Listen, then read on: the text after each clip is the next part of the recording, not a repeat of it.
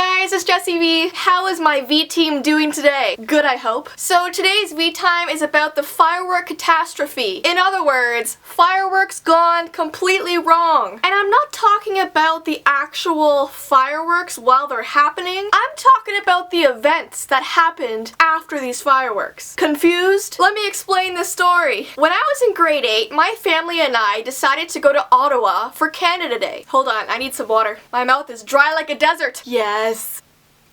So like I was saying, I went to Ottawa when I was in grade 8 for Canada Day. So that means I was 13 or 14 years old and my sister was 10 or 11. I had never been to Ottawa before, so I remember just wanting to take pictures of everything. And I mean everything. If a pigeon walked by, I got a picture of it. If we walked by a stop sign, I got a picture of it. If I saw a man picking his nose, I got a picture of it. I turned into Ottawa's paparazzi. Sometimes I'd be so distracted by taking pictures while my family and I were wandering the streets that I'd look up from my camera and they would be gone. You know when you lose sight of your mom and dad in a store and your heart stops for a second and suddenly you feel like your whole world is ending? Imagine that times 789 in a large city. I was so small compared to this place with millions of people and buildings. I felt like a tiny goldfish in a massive ocean. I felt like a cricket in a huge cage filled with lizards waiting to eat me. I felt like a blue M&M in a bowl filled with just red M&Ms. I am not too sure how I came up with that last one, nor do I know how it makes sense. But eventually, my family would come back to me when they realized I was no longer behind them. Thank you, parents. They were like a boomerang, always coming back for me. So, the night of Canada Day, there was supposed to be this huge fireworks show on the hills kind of near the Parliament buildings. This was actually a really popular event. Pretty much everyone in Ottawa and Quebec went to see these fireworks. And I'm not too sure if it's the same thing nowadays because that was like a few years ago. More than a few years ago. I was young. Not that I'm old now, I'm still fabulous. But yeah, if any of you live in Ottawa or have been to Canada Day in Ottawa in the last couple of years, let me know if it's still a big event. Like, I'm sure it is. So we got a blanket and set up a spot on the hill. We got there pretty early so we could snag a good view of the fireworks. And while we were waiting a couple hours for these fireworks, my dad got us pizza. Thank you, Dad, you know what I like. And there was also this rock band playing on stage to keep us occupied. They had one of those big screens at the side of the stage that showed like close-ups of the audience. And of course, the cameras pan over to us. And I see my face on this huge screen and I'm shocked. Like thousands of people were seeing my no makeup, brace face, frizzy hair right now. This was literally my terrified face on that screen.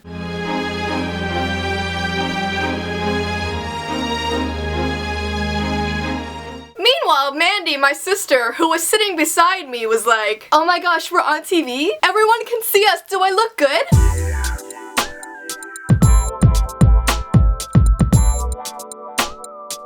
Mandy, if you watch this, don't be mad at me, but that is what you did. So it's getting darker outside, which means the fireworks were starting very soon. There are so many people on this hill with us. Like, we were shoulder to shoulder with people on this hill because it was so packed. You no longer had your personal space. No. People were in your bubble. You didn't invite them, but they intruded your bubble. They broke in. So it's about 10 p.m. now, very dark, about 5 minutes until the fireworks. We're sitting on this grass, right? And guys, my mom and I started feeling really itchy on our legs. We looked down. We looked down, and there are huge hairy spiders crawling all over our blankets. We had just entered Spider Kingdom. Our blanket was a plate, and we were the food. Let me tell you, my dad took our blanket and shook it in the air like a maraca, and you bet those spiders went flying to Timbuktu. And as you can imagine, I didn't really sit back down on the grass after that. I was just kneeling the whole time. I looked like a dog taking a poop, but I didn't care. I'm sorry, spiders, but my legs are not a jungle gym. So the fireworks start, and they were amazing. Probably the best I've ever seen. They had like every shape of firework you could imagine. So many colors. It was crazy good. So the minute the fireworks end, this is where the scary part begins. This is the main reason why I made this V-time. The catastrophe starts now. Because there were thousands and thousands of people sitting down to watch the fireworks, the second they finished, every person on that hill stood up to try and leave. It was so crowded that I literally could not move because every angle of my body there was a person. And because my sister and I were younger, we were also short. So it felt like everyone was just suffocating us in this crowd. People were pushing, shoving, being trampled on the ground. My parents had to find this ledge that was kind of high off the ground to lift us up and put us there so we were no longer in that violent crowd. It was a stampede of elephants. They could not be stopped. Destruction was their goal. We stayed on that ledge for like an hour until the crowd died down. It was probably one of the most scariest experiences of my childhood. I literally thought we were going to be trampled in that massive crowd. So we get onto a bus to take us back to our hotel. And this is where the weird part occurs.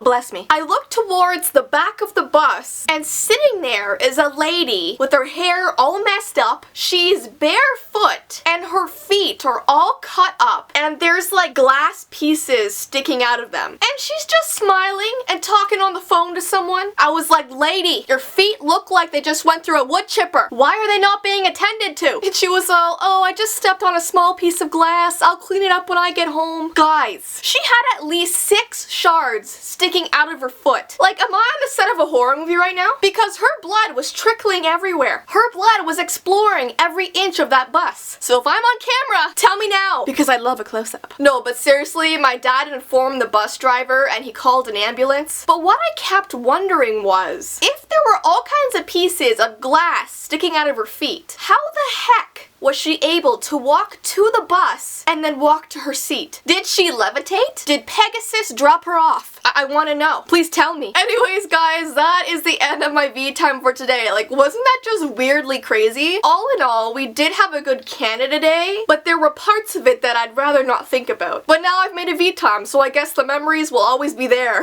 My Twitter, my Instagram, my Snapchat, and my Facebook page is in the description, along with my vlog channel, so check it out. Thank you so much for the support, V team, and until next time, bye guys.